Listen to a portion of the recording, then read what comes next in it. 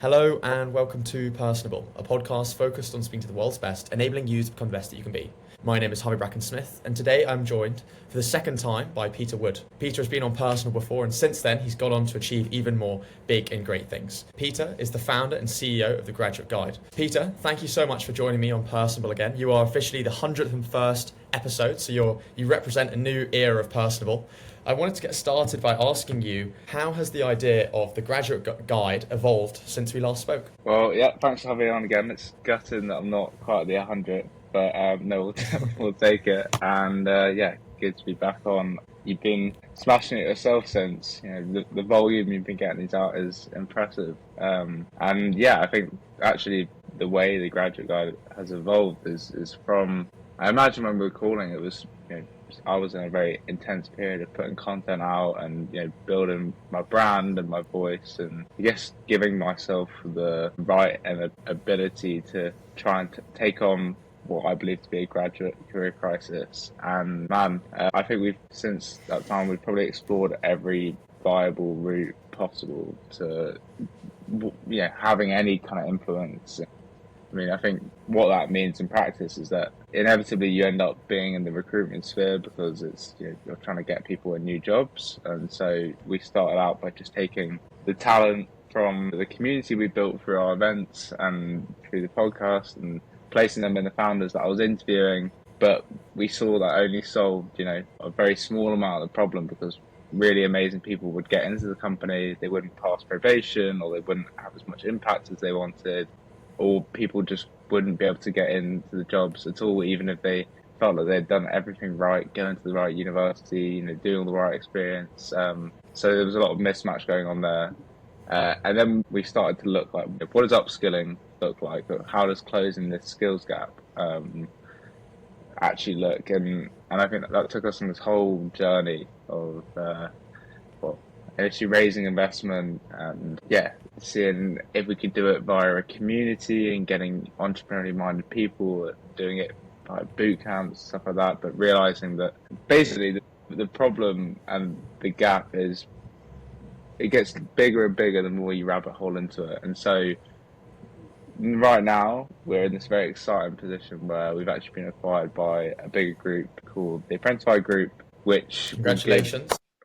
Thank you so much. Yeah, I mean, it essentially gives us the engine and just it makes it an actual somewhat viable dream to close this skills gap, because they've built a industry leading training and development engine with marketing, sales, leadership, data, AI, across the whole span of what is important for an early talent to break into the world, whether that's commercial or government funded training. We can add that to the hires that we're putting into these fast-growing businesses. Yeah, it's we're launching it very soon, and I'm yet to see how the market reacts, but I'm very hopeful. And if I can't do it with this, I can't do it with anything.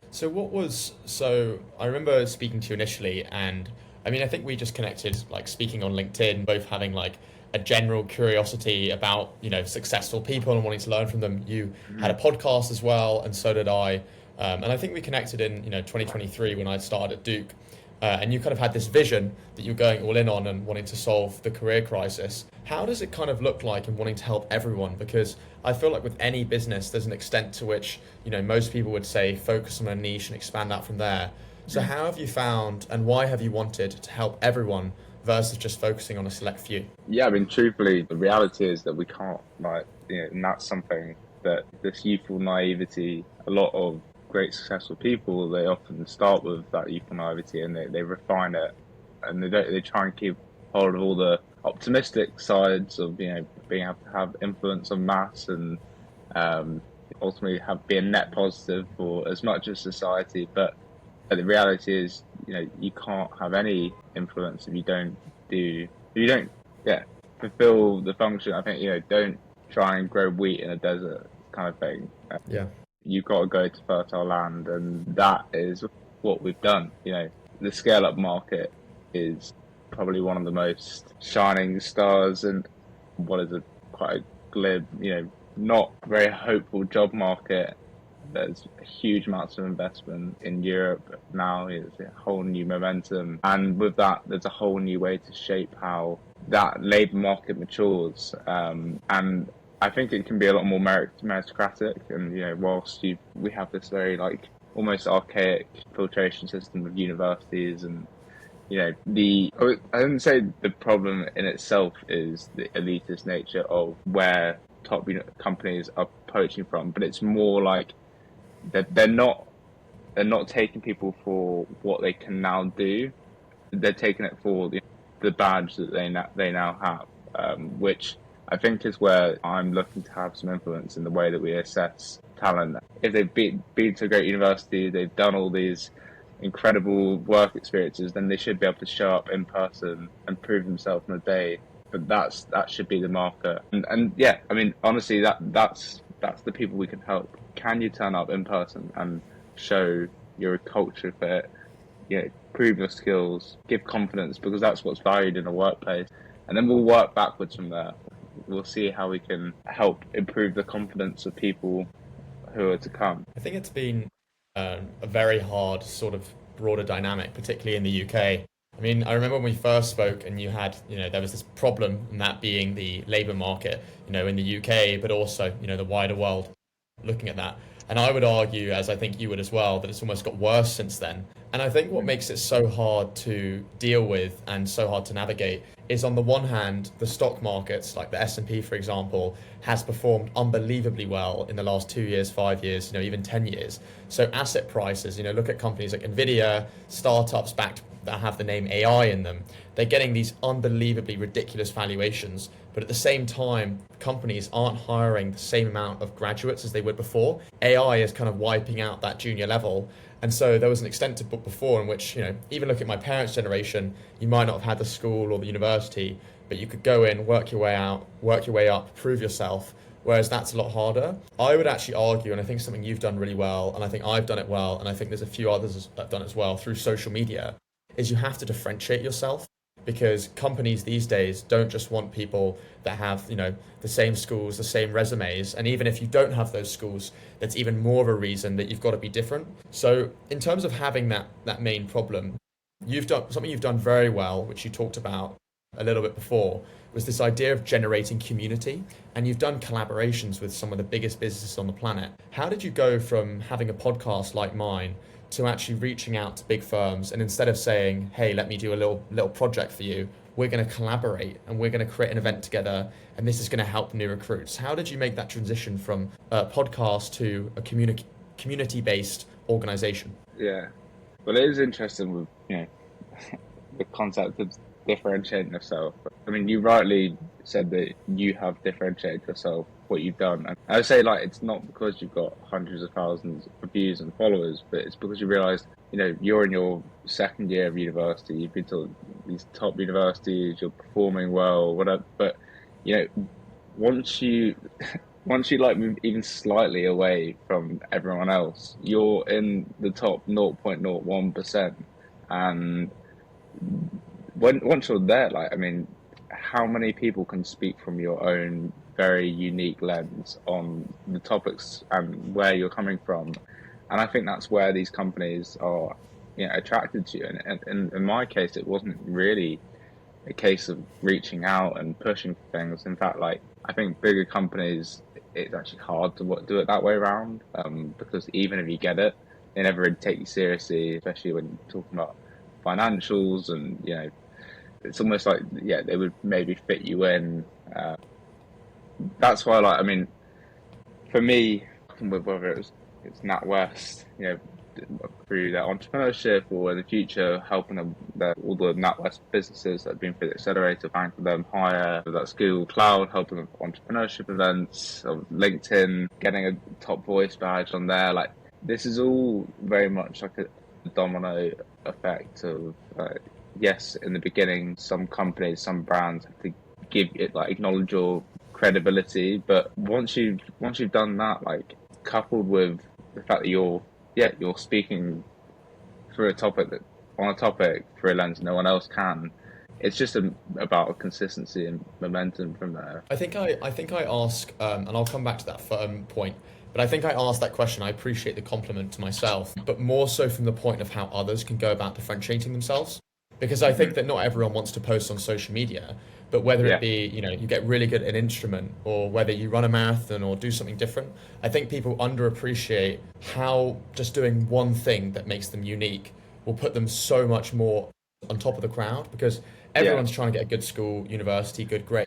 But how many people are actually doing something different? And I think that's something in this labor market, just by being slightly different, can get you yeah, to the top of the pile. yeah. No, well said. And truthfully, like the reason I took it down that that direction is because that's I can only speak for what I've done in that sense, but that was based off where like a general idea of where I wanted to go, which I think is the missing part in all of this is that let's say you want to go into one of the traditionally glamorous industries like the consulting, the banking, the law, like they are getting incredibly competitive in their own right. And so you're going to have to stand out in your own way there. And they might not appreciate, in fact, that they almost definitely don't care about how many followers you have on LinkedIn or, the community events you put on. Like, but for me, that's what I was interested in. For them, I think, in this market, it's really about being able to objection handle if someone says,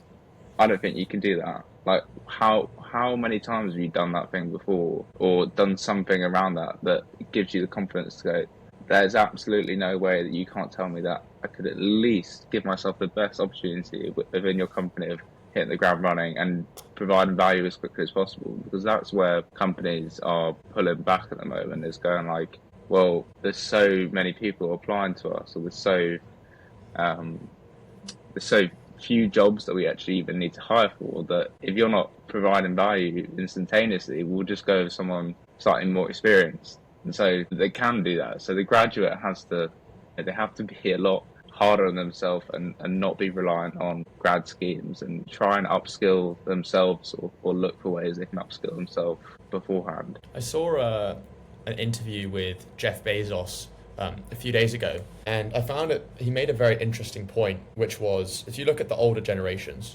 people that are now 70, 80 years old, and the point in time when they were at, with the rate of innovation, things would change at a year. So say that's like the base case is a year. Whereas now in 2025, with NFTs and cryptocurrency and now AI and some new AI development, the rate at which a year was 50, 60 years ago is now 11 days, is what Jeff Bezos was saying. And so we're at a point where people have to add so much value so quickly with such a high rate of change that you almost have to guess and predict what you would need to learn now for the future.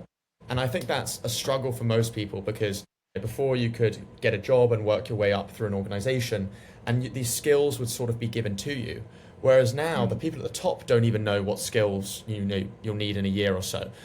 Like even content creators and social media people, 5, 6 years ago, they'd get paid a salary, in the US of maybe 20, 30, $40,000 a year. Whereas now you see many startups offering $250,000, Yeah. $300,000 a year and calling it user-generated content because these are actually driving the marketing for the brands. People like, writing ChatGPT requests. Who would have thought of that? So I think it's about trying to predict ahead. So on that point, you've been acquired, you've got more money, a bigger backing of someone else, and you've still got this vision. What does that vision look like now when you've got the monetary backing, when you've got the name backing? And also, how are you going to use that to enable people throughout the UK to upskill themselves? Yeah, so I'm very grateful for the bootstrapping period because it makes you do things and behave in a way that you just never would with venture capital or investment. I mean, I think everyone should get a taste of it because the resourcefulness, especially in terms of a marketer, is an amazing thing. Like we never spent anything on marketing, and yet we're able to get thousands of people applying to our events, and that's really you know it's almost how it should be. That organic nature of wanting to consume something or wanting to attend something. So in that sense, not much changes in terms of what we're going to be with the graduate guide, it's still existing as a community, but it really is what it's set out to be and nothing more. It's going to be a guide for graduates. It's going to be a place where whether you are entrepreneurially minded and you want to build your own thing, or you are interested in startups, or you are interested right now, you're like, I'm definitely going to go into banking, but you saw one speaker that there is an event of, or you saw one free upskilling course that the government is funding that we're offering. You can come into this place, at whatever point you are in the university, and get mixed up in this, very diverse place with very different offerings, and end up in the right place. And whether that is with one of the companies we're working with in our new brand Caliber or not, the point is giving people that, offering malleability like in real time in their career while they're at university, not just having to be reliant on what your society is putting on, but instead every day being able to dip your toe into whatever or wherever your curiosity takes you. And so that's very much how I'm approaching the candidate side. Like, I feel like there's a whole new freedom in the nature of the partnerships we can do, the backing, the funding. Like, it really is all for the candidate, for the student. And then looking at Caliber, I mean, the big part is it's going to be education of companies of what we really are offering. It is a gamble, like with anything, but essentially apprenticeships as a word, people quite easily glaze over, and I think this is almost like historical, cultural, and like it's it's the lace maker apprentice. It's the guys helping their son get a bit of experience at the mill or whatever like that. That's kind of like where people think apprenticeships originated from. But how they've been positioned by the government in recent years, while there's huge amounts of investment into it, especially in technical and AI-led skills, is upskilling for your team that is paid for by the government. And if it's done by an amazing provider, like, a lot of companies don't get positioned that way, and they don't make the most of it, and they don't, a lot of companies they live and die by their talent, and if their talent isn't they aren't starting to look at succession planning, what happens when that manager goes on or that leadership person steps down and your early talent isn't rising through. These scale ups, let's take a Deliveroo, as they mature, how are they going to continue to be this company that is growing and being innovative? Or, yes, they need to bring in high caliber early talent, and they need to be able to assess them, and they need to be able to do that with speed. But they also need to be able to continuously develop them, assess them, and train them to make sure that, the company is growing with all the best bits of how corporates worked, in terms of structure and the integrity and the safety of the business and how it's built, but not losing the startup experimental nature. And so, whether it's commercially or through government funding, our USP is going to be more than just recruitment. It's going to be about the whole people function and how we can help the leadership make the most of the talent that they're bringing in. There's I liked all the different parts that you mentioned there, and I'm going to break them down one by one. The first one being what you finished with, and that's being the early talent. I think that's something that companies forget is, sure, you might be able to save on costs for the lowest salaried people in the business by getting rid of all the junior talent and using AI. But what happens to your associate, VP, director, etc. when, you haven't got anyone? Are you going to just try and recruit people from other firms? And even so, they haven't been brought up in the way that suits your culture, suits your way of business, suits the way that you do things. And so there's a very important thing that it might actually be worth paying a premium, that being the expense it costs to hire a junior worker versus paying for AI, because that you need someone to go high up the ranks. Maybe you need to hire less people, but you still need junior people in the business. I actually saw something interesting from Jensen Huang, who's the CEO of NVIDIA, and he was saying that AI is now used by everyone in NVIDIA, and I think he spends $2 billion a year on AI, but they've also saved $2 billion in AI through the same thing. But it goes to show that, if they're not also focusing on people, you don't hear people talking about people and junior employees anymore. In 5-10 years time, that's going to have a major negative impact. I also liked what you said with regard to apprenticeships. So I think JP Morgan is actually a very good figurehead. Jamie Dimon was recently at their Bournemouth campus over the past week, and he's committed to over 300 million in developing their business. And I think something like, please check this yourself if you're listening, between 30 and 40 million pounds investing in young talent throughout the UK. And apprenticeships, when you're hearing it from a brand like JP Morgan, obviously, high finance, some of the best people, if they're also focusing on apprenticeships in the UK, it goes to show just how key and how important apprenticeships are. Separate point that you made was your focus on curiosity. I actually think curiosity is something that a lot of people lose as they go from childhood to adolescence and becoming an adult. When you're young, you're looking at Disney films and you have all these dreams of what life could be. But then there's almost this switch when people get to university and leave it, where you go from having all these clubs, having all these activities, to suddenly I have to get a job and that's all I am. I think what differentiates the good from the great is the good, pursue their jobs and pursue their work, but the great pursue other things, or even they pursue other things that add on to their work. I think it's having that spark for life and that willingness to keep trying new things that makes you great. It's even like with your business, right? You had this idea for the graduate guide, you start a podcast, then you transition to more community-based things, and then you get acquired, and who knows what you do next. But if you didn't have that curiosity to constantly adapt, you wouldn't know what will happen.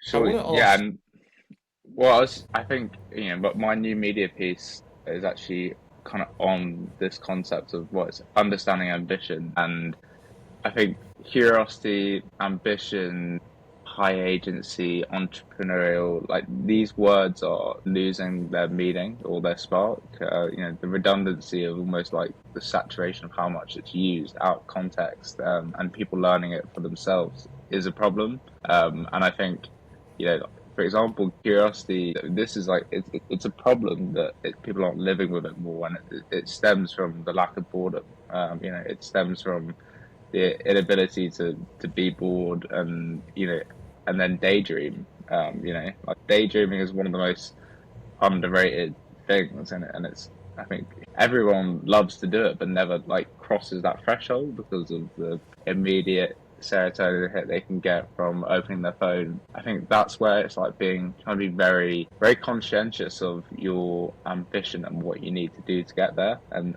that isn't always just about like, throwing yourself at the wall continually, but it's also not always about, just sitting back and relaxing and letting it happen. And so there's a fine line in there where you get to blend the creative curiosity and the hard work and delayed gratification, in order to reach your ambitions. I think I would argue that boredom is the broccoli of life. I like broccoli, but a lot of people don't like broccoli, but you have to get your greens in order to progress. And I never really understood the importance of boredom. This is going to sound a little weird, but I do a lot of my thinking in the shower. Like I'll just like go in the shower and then I kind of just like daze out. Like I'll have a cold shower and then I'll have a hot shower and I'll just kind of like spend my time thinking, because that's one of the only times I don't have my phone on me getting constant emails, text messages, WhatsApps, Instagram, Snapchat, news, incessant, just everything hitting you at once. And it's also, when you go for a walk or go to the gym or whatever it is, you need those times of just not getting new information and actually processing the information you already have in order to progress. I would argue that, in the next 10 years, as AI gets continually more developed and we have access to even more trillions of data points of information, it's not going to be new information that enables you to differentiate yourself. It's your ability to differentiate and to pick out what is the key and important piece of information and what is noise. And I think being an interpreter of that, because an AI model can't actually stop, all of this information. There is an extent to which, ChatGPT can be trained and stuff, but it doesn't have that critical thinking element that we as humans have. So I think that's a key point that we can have moving forward. And not even that, not just interpretation, like even consumption as a concept versus like enabling creativity. I don't know if you've seen the recent Sora advert and launch, but it was refreshing to see OpenAI actually like pushing forward marketing in a way that it's like unleash your creativity in the brain and the places you can rabbit hole and the way you can produce things rather than just like consume the end result. Fall in love with the process a bit more with it. And I think it's important that we start setting that narrative sooner, because again, if we're not careful, that's where the skills gap will be, is people knowing how to create a shortcut without understanding the process. So it's about inputs and outputs. Like that's where the skills gap is going to start getting very scary. It's hard because a lot of the things that we'd have to do in our lives, trying to stay fit, exercise, get a job, transport, whatever it is, All of these things are quote unquote problems. Like it takes effort to actually go and lift up a weight in the gym, or to do a piece of work, or to go into a library and find some specific piece of information. But it's the actual work itself which trains you to become the person you are. Like you could put a Neuralink in your head right now and it could tell you pretty much anything, and you'd probably be 5 times smarter. But it would completely, I believe, don't quote me on this, entertainment purposes only, don't sue me. I believe that it would completely erode away what it means to be human, what it takes to think, what it takes to Yeah. even have a breath away from, a second away from all of this incessant information. And so I actually think, ironically, that the more we have AI, increased digitalization, increased autonomous robots and technology, that's actually going to be even more reason to connect with nature, to become more human, to Yeah. step away from technology. Well, don't you think it's crazy that like simultaneously to this all happening, we're pedestaling social media voices that previously had, like previously it would have been your politician, speaking on your BBC News, and that would be like the oracle of how we as a nation choose to consume things, or it would be very like prescriptive, and now it's like people are the voice and the influence of crazy important decisions for years to come. It's going to be in the hands of the most influential voices online, and I think people aren't really thinking enough about how important it is we pick those people correctly, like in this time.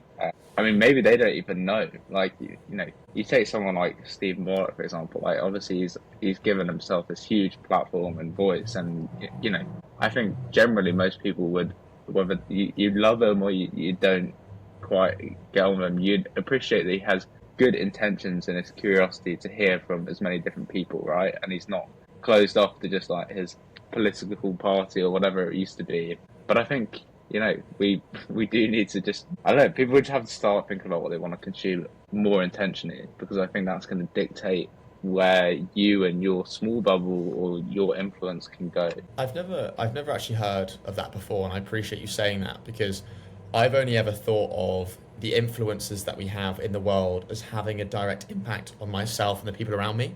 So, for example, I've got an 11-year-old sister, and I wouldn't want her to go about consuming, really dangerous political content, or, really graphic content, or whatever it may be. I'd want there to be some form of age restriction. I remember even when, Donald Trump was getting in power, she was telling me like all of the news of the day. And like, that's cool, but I don't think a 9, 10-year-old girl needs to know everything that's going on in the world. And so I have only ever thought about it from a perspective of what are we consuming and how does that impact our brains? But actually, I like your perspective to that. The politicians that previously had a voice through more, social based media, whether it's the BBC or Sky News or ITV or whatever it is, like state backed media or these big media enterprises, when actually it's the individuals, influencers, who are now going to have the influence. But I never thought about the third layer, which is we are choosing these influencers that are gaining impact. Every like, every share, every comment, every piece of consumption.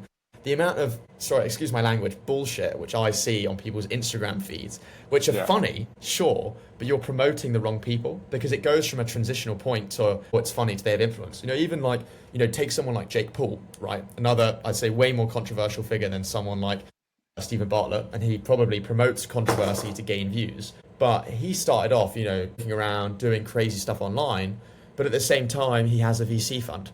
He's seen as one of the biggest and most successful entertainers of all time. He's one of the highest earning boxers of all time.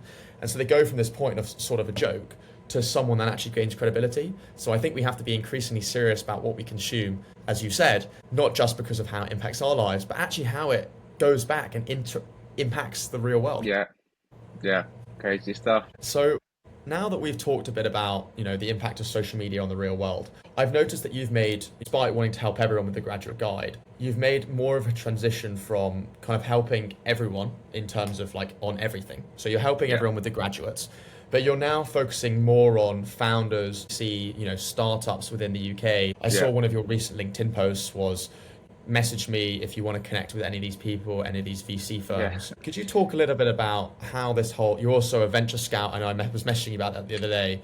Could you talk a little bit about how you got more involved in this sort of VC space, how you interact with VCs, how you built this network, and how you plan on engaging with entrepreneurs and VCs moving forward?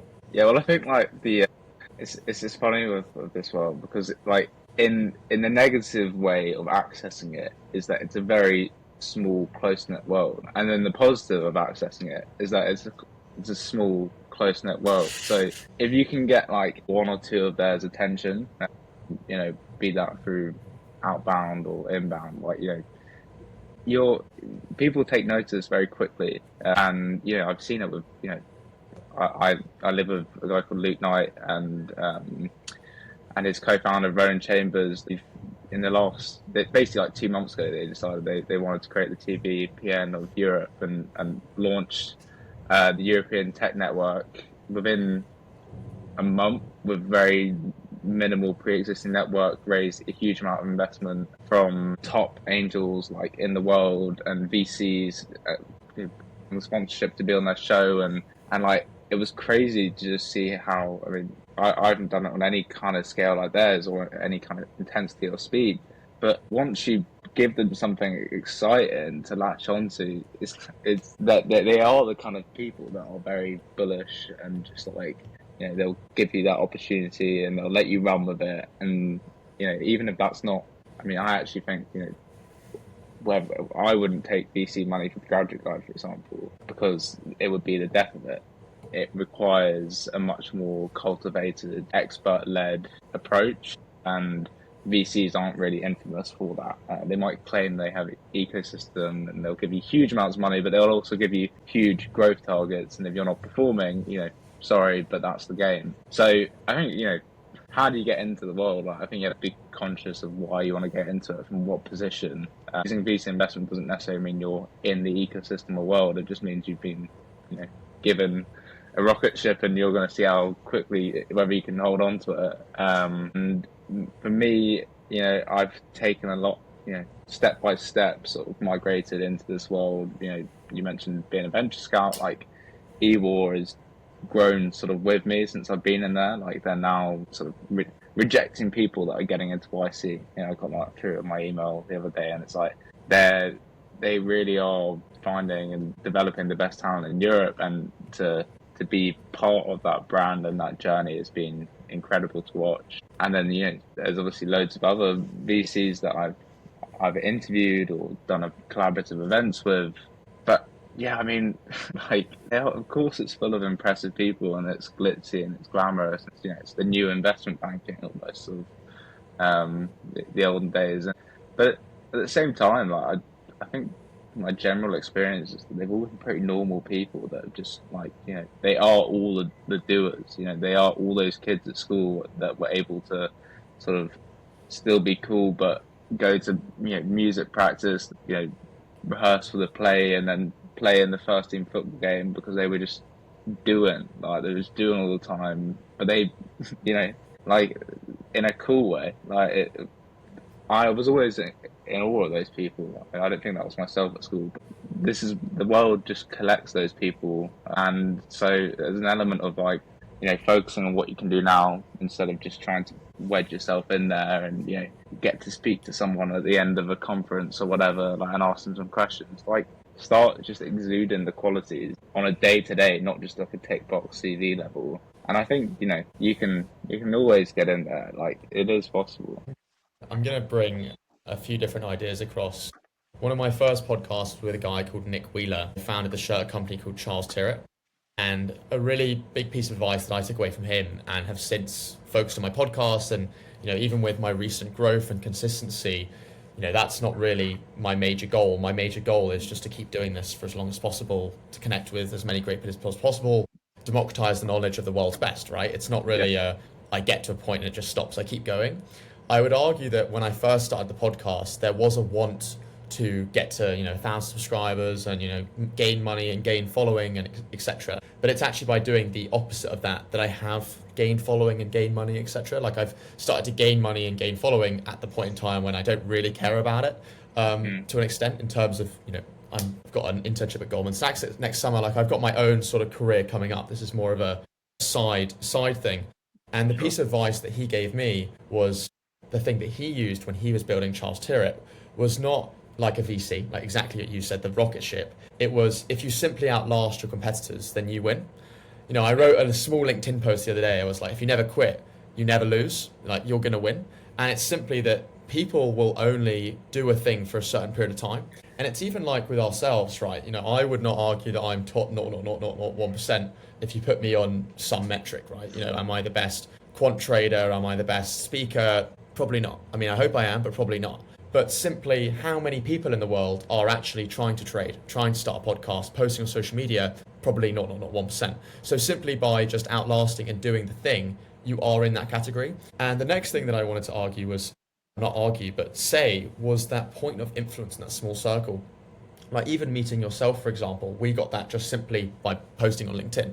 And then there's another friend of mine called James Frost, who I think you also know. And then there's Yeah. even the two founders, your roommates. I messaged them separately on LinkedIn. I had no idea that they knew you. And I'm hoping at some point that they come on my podcast. So it's just interesting. That can be arranged.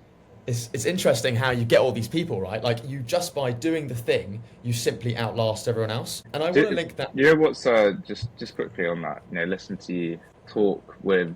I think the enthusiasm for what you're saying is the key there, right? Because I mean, there are things that you like the LinkedIn caption. What did you say? It was, you know, if you don't quit, you can't lose. Like people have probably seen that, like, you know, on an Instagram quote, and they've kind of gone, you know, that means nothing to me, and they've dismissed it, and they've probably even like, you know, thrown it away for life because they're like, oh, like, it means nothing to me right now. But I think it's never been more important to be obsessive over why there is wisdom in these like quotes. Do you know what I mean? Like, what's the why did somebody with influence say that and people loved it in the beginning before it became that thing that you've heard so many times and it's cringe and whatever? Like, how can you make it have meaning to yourself? And, you know, now you're saying it with that enthusiasm because you're living it. Like, you're living the proof of it. And, you know, this is where people, again, it's talking about sphere of influence, bringing it back to that. It's like your consumption a bit more, and like, you know, the best thing about podcasts, I've always said, is being able to ask people that you sufficiently respect questions that you need to know the answer to at a time that you need to hear it most. You know, it's that, you know, feedback loop. It's like as you grow, it's like how can you shorten that feedback loop? I really like how you're breaking everything down. I think, you know, that feedback loop and spheres of influence point alongside the influencers are going to be the leaders for tomorrow are two things that I really like. Going back to your roommates, you know, starting the European Technology Network, I saw they went to the House of Lords the other day, and there's kind of this broader scope. I think some other people, obviously there's Harry Stebbings, who is probably one of the biggest people in the space. You know, he's got a $600 million fund. I saw you interviewing his brother in July earlier this year through a walk through the park. I was listening to some of that before this. Alongside, there's another guy, I think he's called like Seb Johnson, but I might be getting that wrong, who started scaling Europe. Just went on his podcast as well. Yeah. Look at that. I'm getting everyone that you've been on. What do you think like needs to happen for Europe to succeed in the VC landscape, right? I'm seeing all these people pop up. I think Harry Stebbings was the first sort of titan to break through. We're seeing, you know, your roommates with the European Technology Network. What needs to happen? What's going to happen? And what will this look like in 10 years' time when this becomes more of a thing versus, you know, the sprouts of something? Yeah. Well, I'm going to preface this by saying that, you know, I'm by no means any expert on this, and there's people will be able to give you far more practical answers to how this can all happen.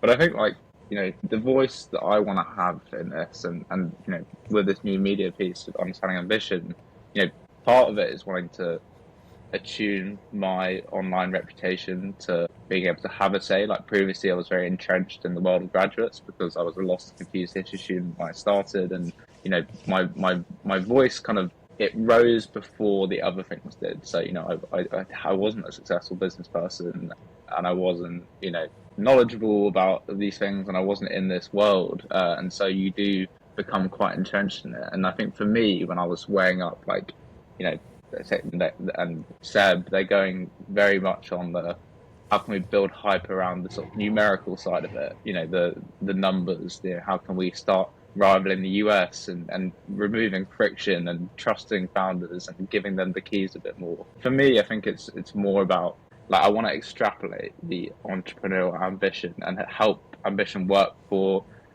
as I call it, the man on the Clapham omnibus, your average Joe. Like, how can you help people relearn their relationship with ambition so that we can, widen our net, increase the surface Can I area in just jump which. in there? Can I just jump in there? Because I feel like something you spoke about last podcast and now is helping everyone. Why do you feel so motivated to help the average Joe? Like, just to like add on to that point, like you're meeting the best VCs, the best founders on the planet. You have the opportunity to probably make a ton of money with all these people, but yet you still have this higher purpose and higher calling to help everyone. Why is that? That's a good question. You know what it is, Harvey? It's because I know for a fact that there'll be people that would have looked at me in a different period of my life and said that I'm an unambitious person. I would have been typecasted as that, and that was, it wasn't because the ambition didn't exist. In fact, it was. I think it's innate within us, but it was either through escapist measures, it was led astray, or it was bottled up, or it was cloned to fit in societally. And I think, for me, like, I still feel in a lot of ways like, if you are going to use the term imposter syndrome, it's the fact that there's so little separating me from those prior selves. I think I spoke a lot more about my previous lives in the first podcast we did, and my childhood and everything like that. And I think, it is wild how people can lose that individual quality of themselves and that individualism. And I think I really am optimistic about how many people are untapped resource. And I think it's beyond that on a more macro scale. It's important that we don't just focus on the trailblazers, and that there's people speaking for the ones that are teetering in between, and I think, there's a lot of good that can come from bringing as many people into this ecosystem as possible. By the nature of statistics, no matter even if you bring up the bottom 50, 70, 80, 90%, there will still be someone in number one and someone in number 100. How do you balance personal ambition with helping everyone? What, myself? Yeah, because you feel very strongly you want to help people, but you've still got your own career path. You've left university in the last 2 to 3 years. You're building your own business, the Graduate Guide. It's just been acquired. You've got 25,000 followers on LinkedIn, 26,000 followers on LinkedIn, and your LinkedIn top voice. Like, your own career, like, if I was to bet on you, you're going to do very well. So how do you balance the personal ambition, the growth, the potential, the opportunities that you have with helping the masses? But I mean, it kind of is that, right? It's I feel like the momentum has been set. Like, there's an inevitability about, I feel an inevitability about my career. And so, if I have that already, at my disposal, it's what room do I have access for?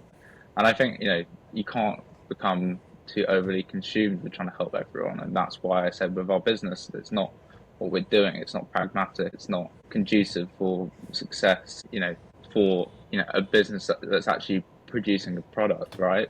But as a voice, I think the voices can be far more malleable in that sense, and they can transcend a bit more. So, like, I'm not trying to, I don't intend to, add anything to my repertoire that I'm not actually able to deliver in practice. But, that is almost the ambition itself. Like, how can you raise the ambition from the line that you're already, riding? Higher purpose. I mean, you can call it that. I don't really know what it is, to be honest. Like, but it all just comes down to back to my own personal feeling about myself. Like, I just don't feel particularly special. I just feel like I have been doing more unadulteratedly, more vicariously through my own lens for longer than most. And I don't think there's huge amounts in that, other than, like, maybe a bit of financial support or stability to give me that time, which I would also like to support. The bottom percentiles, like, that's one way of putting it. But, the ones that haven't quite found their way to crack into the top 10%, like, I think, that's the balancing act. And, I'm willing to get that wrong, because wrong doesn't look so bad. I like there's 2 points within that, in terms of, I call it high purpose. You call it whatever you call it or don't call it. Yeah. But I think that innately you still have, and this was one of the key things that we both agreed upon as being one of the best things in order to get a successful career in 2025, and that is having curiosity and being differentiated. And I think that innately you have it inbuilt in that by wanting to help the masses, something that most people don't want to do, or at least don't spend their time doing, you're both differentiated and curious and unique. And so, you're going after the thing that most people aren't looking at, but you also have the added passion element. The good to great thing. Another difference is a lot of people just do the role, but it's when you're spending the extra hours thinking about it, doing it, improving, obsessing over it, that's when you find that key edge. I can't remember who this was from, but I saw another interesting post earlier today with regard to startups, and they were saying that, I think it was from the All In podcast, and they were basically saying when businesses go about, building their business, the businesses that try and steal from larger competitors aren't going to succeed as well. But actually, when they're going about expanding the whole market, they do very well. And I think that's something that you're trying to do, because you're not going after some big recruitment website or thing and saying, all right, you guys, this is the better product. It's actually to say, all right, you guys, bottom percentile, or, that's actually a really horrible way of talking about it. You guys that, aren't currently achieving as well, but want to, or don't have this thing inside you that needs to be reignited. Come and listen, or come and learn from, or come and interact with the graduate guide, and we'll hope to reignite that fire for you to get back on track and to achieve the goals that you're supposed to do. So I wanted to add that, because I think that by pursuing what you want to do, you'll actually help yourself. Yeah, no, exactly. I mean, part of it is, I think it's really hard to continually play in this there's a lot of weight and pressure in playing amongst the people that exist within that top percentile, because, there's friction that comes with that. And I think, by surrounding yourself with different people and different voices, and having that social chameleon ability to liaise with people and bring out different sides of people, whether they exude it or not, I think that it gives me, helps feed into my ability to, it's a differentiation thing. It's a motivating factor. So I never want to lose it. You also said something else earlier in the podcast where you something along the lines of, you do podcasts when there's something that you really want to learn from. And I think something that you're an expert at, literally by being a LinkedIn top voice, is LinkedIn. I would argue that LinkedIn is at a similar phase as TikTok in 2020, and at the level of virality combined with the level of impact. I mean, I would argue it's even stronger than TikTok because of the impact level. I would love if you could dissect what it takes to create a strong LinkedIn post, because I think many people listening will have an idea for a thing, whether it be a cancer charity run, or a new book they're trying to launch, or people they want to connect with, or message that they want to share, but they don't have the correct framework for doing so, whether it be their level of writing, use of emojis, use of bold text. I'd love if you could quite literally just dissect what it takes to create a high-performing LinkedIn post for those that are listening. Yeah, well, I mean, for starters, I think you have to detach yourself from the guru nature of content creation, and the prescriptive nature of playbooks and all that kind of stuff. You mentioned sort of bolding text and making it more aesthetic. For me, that purely is just an ability to a human instinct of how you consume things, and somewhere that I think potentially the platform is a little bit further behind, and compared to reading books or emails or whatever, people like to break that up so you can consume it better on there. Why are they not doing it on LinkedIn? Whereas I don't know, for me it's being very intentional with why you're making the post in the beginning, and being very intentional about what success would look like from that post. When I'm making one that I am purposely trying to get as many eyes on as possible, I'm decreasing the word count. I'm making it way quicker to get to the actual value out of the post, whether that's a call to action of comment and I'll give you the link to our community or the event or a resource that they previously didn't know but clearly want access to, versus the thought leadership and the giving yourself that online reputation and that ability to speak. And the thought leadership sphere, or making a post that attempts to have more nuance and more depth to it. It's about broadcasting your ambitions en masse, so that when you go into a room in real life, you have that online reputation that precedes you, and it allows you to cut the small talk and get to the juicy stuff way quicker. Like, yes, there's a lot of vanity associated with, the numbers and engagement that you get, but I mean, truthfully, like, that doesn't actually do anything to move your career forward or move anyone else's. I think a lot of it happens in the conversations that we're having now or in person, and I think it's probably the underrated thing of creating content online is what it does for you and making your in-person conversations more natural. I think, like, one of the reasons why I really move away from AI posts and try and write in my authentic, quite clunky at times tone of voice is that I think people just feel that much less intimidated or that much more confident to speak vulnerably in person and and actually say what they think. So I think there's no way of, I could give you some very generic growth hacks that you could probably just search into ChatGPT now, and it might tell you about, the time you can post, or, the word count, or all these kind of things. But, or like when people should be commenting and how quickly you should be replying to them. Of course, that side to it, but the important thing to understand is why you're doing it in the first place, because that's what, if you don't have that, you don't outlast the other people, and you don't benefit from if you don't quit, you don't lose. I saw a clip of Simon Squibb. It now sounds like I spend all my time on social media, which isn't true.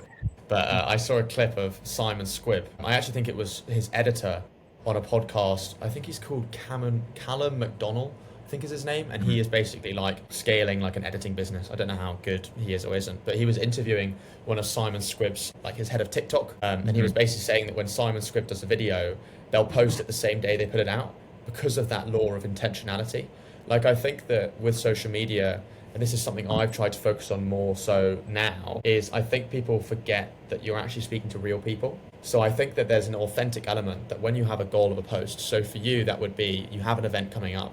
You want as many people to see it because you want as many people to get value out of the event. There is an intentionality behind that because you're genuinely saying, hey, this event is going to be great. We're going to have awesome speakers. This is going to help you. And so you want it to get as many people as possible. You say comment to share it out to your network. And that level of intentionality and realism is, I think, what drives those posts forward. Of course, there are the ultra clipped, ultra AI, ultra edited, Mr. Beast type content, which will do well if you have the right team behind you. But I think there's a human element as well, which drives incredible growth. And I've also noticed that myself. I did a post the other day with regard to, I just fundamentally disagree with most people dropping out of university. I think that unless you're have such high conviction, such high backing, and such high revenue and growth, you shouldn't drop out of university because, university, if you don't go to university, fine. But if you do choose to go to university and invest in that, I think you should finish it because I think it is an amazing badge to show what you can do, but it also tells other people you can do that as well. But I think particularly in the US, a lot of people are dropping out. So I made a post basically saying that I disagree with a lot of people dropping out of university. I think there's a lot of value to be gained in it. And at the same time, there was this big viral launch of this AI startup called Series. It's been backed by like $3.6 million in funding to Yale undergraduate students who have decided to stay in university. I made this post like a day after that. And I think whether it be the wave, but also the mode of people looking for that type of content, I think the post got like 50,000 views or something like that, which is quite a lot. And I had a profound amount of intentionality behind that. It wasn't, I saw this post, let me say something about it. It was, I have a genuine belief that I want to share that you should stay in university. I think it's stupid that so many people drop out, and I want to share that voice. So yeah, I just wanted to share that. Yeah, absolutely. Yeah. No, I mean, it's been fascinating to watch your journey and the way you're going about it, and I think you're making your own voice and your own, I don't know, your own playbook as you go along. And I think, like it just reinforces the point that there is no one way to do it. There's no one cadence, and I think you've got to adapt it to what you're looking to even get out of in that moment of maybe that week or that month or this position that you are in your career. Like, and remembering that, like, it's it's all compounding, it's a digital footprint that you're creating. So, you know, it's not all about reach. It's also, yeah, it's purely like a compounding effect of the amount of times you've said something and your ability to say that you're not bullshitting about your interest in a topic when it comes about having a conversation with somebody. A call with a guy who's also got a podcast similar to my size earlier today, and we both agreed on the point that the key metric of success for us is not the amount of views, followers, or level of engagement. It's actually the people that we meet both on and off the screen. It's the connections that you create alongside that. And I don't think that's just to say, oh, go start a podcast, you'll meet amazing people. But I think that when you live a life with intentionality towards a common goal or purpose, you will find other people on that path. And I think there's something so special to be said about that, because I keep saying this. I said, and I posted the other day and talked about my last 100th episode podcast. My dad says, put good things into the world and good things will happen. Because I think when you literally just say, you know, you put your cards on the table, I'm working towards building something great, the right people will come and find you.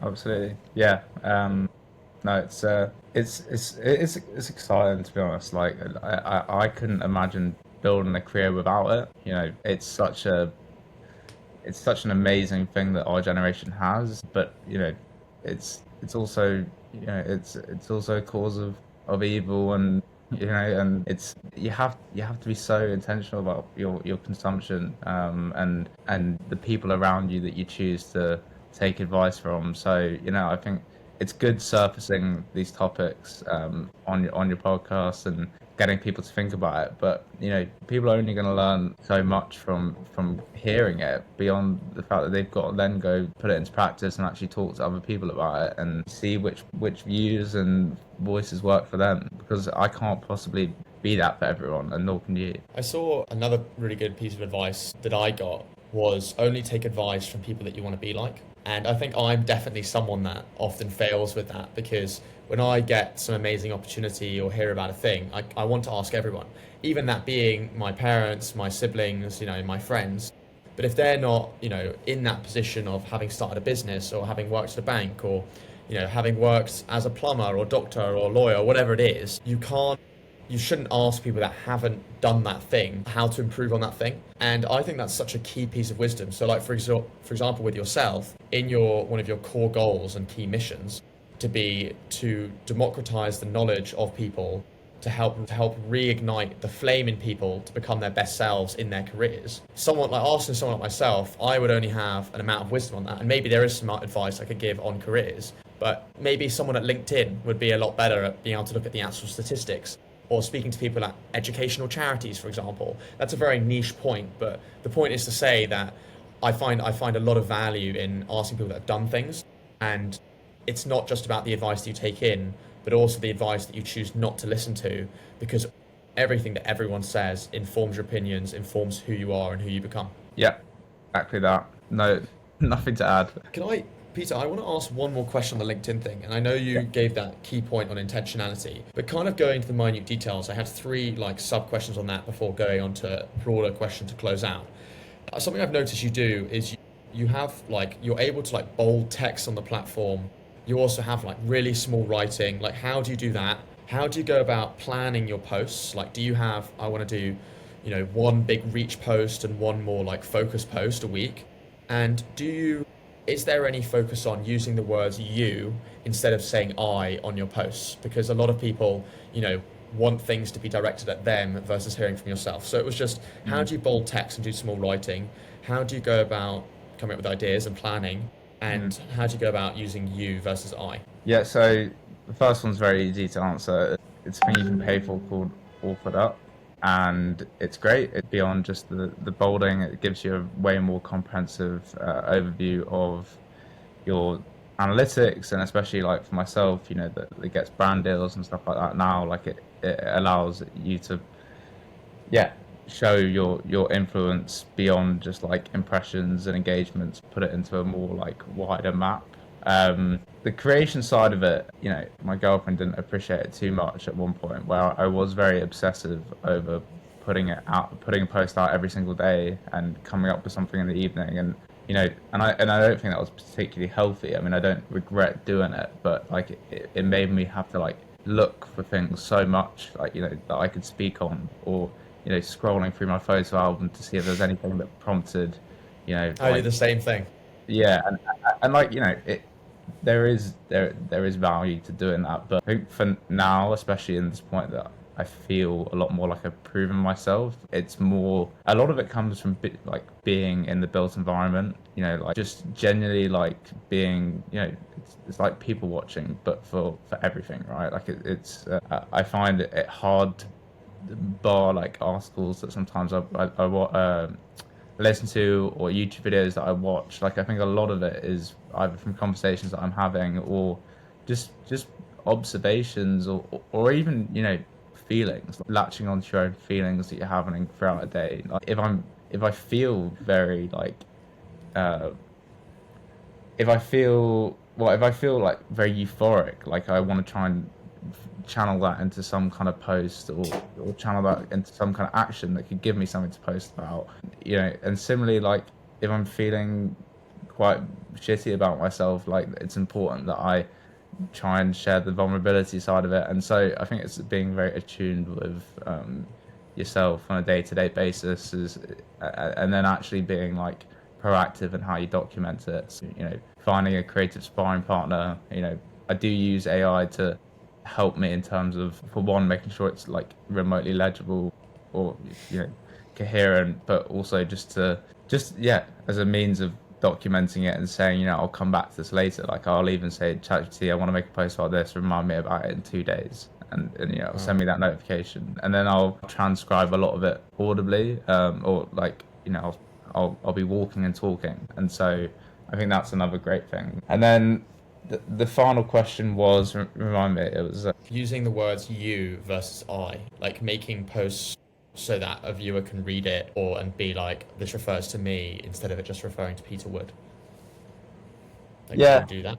Yeah, I mean, I guess again, it depends. I mean, like when you're announcing success about, which people are definitely interested in, like you're using the I language, and I'm delighted to announce, or whatever, like, and that's a big part of the platform, because you've got sharing your wins is important, and it makes people a bit more attached to your journey. But I think, like, if that exists within a vacuum, it doesn't really do anything. So, like, I guess the whole you part of posting is to make people even want to care about your successes, right? Like, it's the giving value so that they care about when you've attained something. And so, yeah, I don't think there's any secret sauce there, but like, you can't when people forcefully use the word I, more often than not, I think a post is a you, but I is only, when you're looking to broadcast your successes. I don't think there should be any shame in that. Yeah. So again, it's just being wary of it all. I've definitely asked you these questions before on our last podcast, at least the last one, but I'm going to ask them again to see, if your responses have changed. So my third final question is, if I was to ask you, or ask someone in 100 years' time, how would you want to be described, and what would you want your legacy to be? He gave it a go. Like yeah, didn't rest on his laurels. Like, wasn't complacent, and ultimately was able to, I think importantly, I think a lens that I like to think through a lot is that I don't want to sell something that already exists better. I want to create something that is better.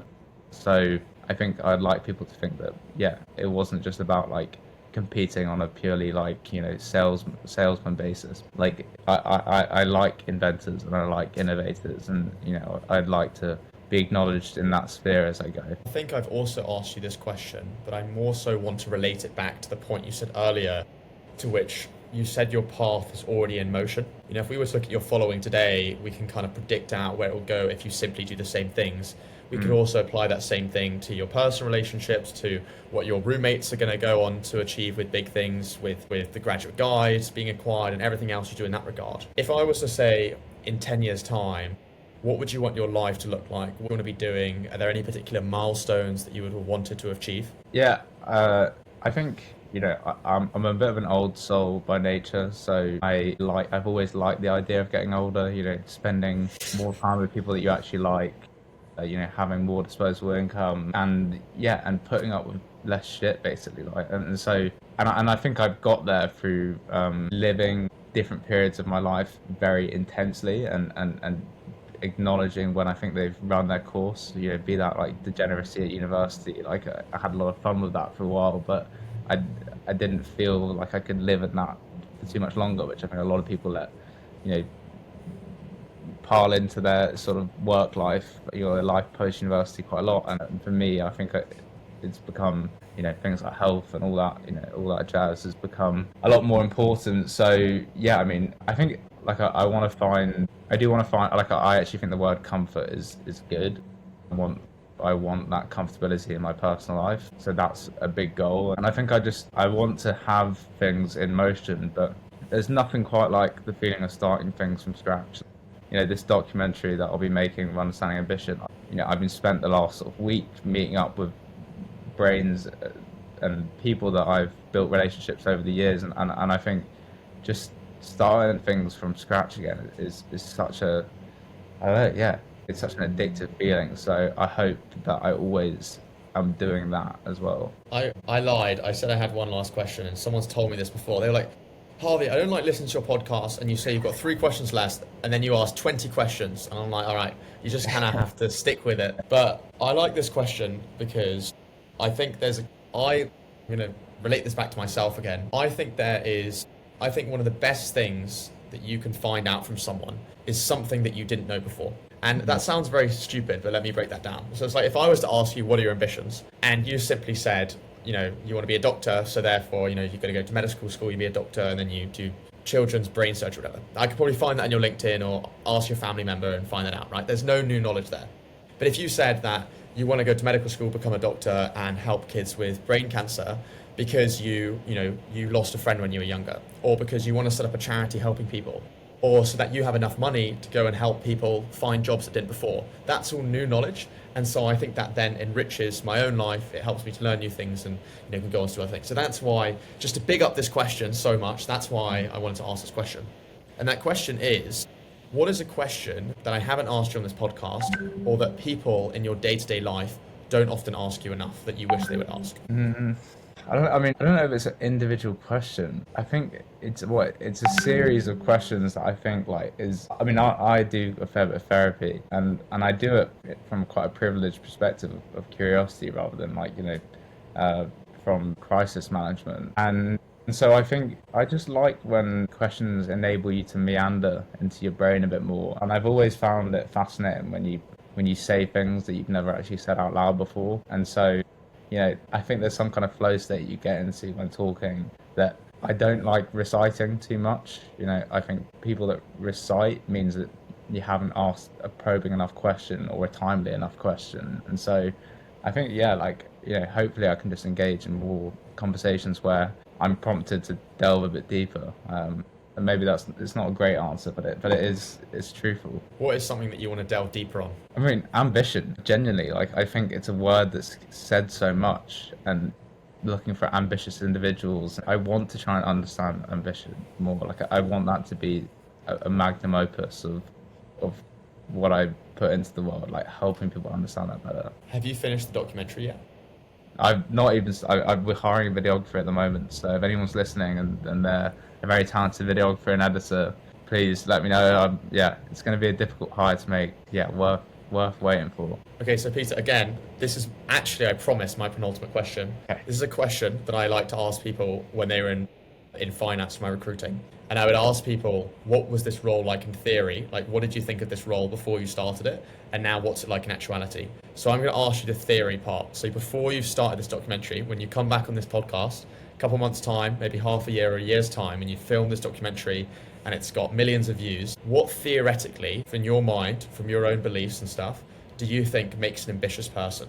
And we'll compare it in a year's time or whenever you come on next. A working definition that I like for ambition is mediated urgency, and people can decide whatever they want, what that means to them. But I think urgency is another way of saying high agency, right? And I think to mediate something is it's almost to hold two truths at the same time, and like, you know, I think it's a state of being proactive and not burying yourself into one outcome or one idea of what success will look like. So it's kind of, it's the agility that comes with wanting to make stuff happen and being able to like recompense that with, you know, your own personal health or state of well-being. That's how you make ambition work for you, and the product is an ambitious person. And my final question, promise it's my final question. What is one thing that you would want a listener to take away from this episode?